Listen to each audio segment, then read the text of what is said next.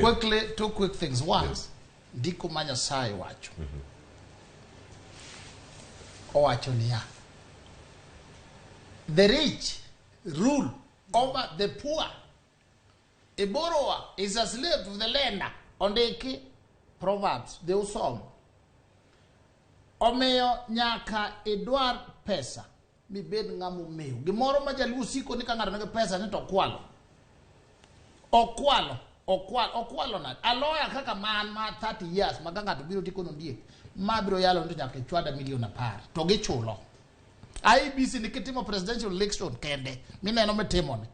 Your fees is almost 100 million. To wasiko mani kwa pesa you can attract. Just sharpen yourself. Mi bedges kids makuru jiladi alara. Kangato nigi tuo moro machando nyaroke. To ini minyalo yango ne tiko ni ketuka mita chiel. Gikelo. A borrower is a slave to the lender.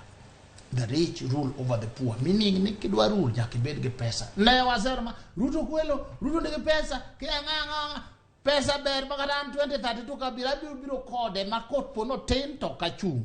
To koromo kata mnazani ne Ruto telo nwa nikech en yo en gi pesa to jomodongi to nyo onge go. Yiero mar IBC they did their best. Ne wa ketu geno wa kuom jomoko ang'wen ma no donjo late kendo ne they had no idea. Koro gidhi kia iluongo nang'o Serena gimadho chai to giwuondo baba ni no 4 verses to oken voting and gazetted station milande presidential ki wuok e hotel mono dhi lando yiero mari out mari oken ombulu sama ne chebu kati kwano gigi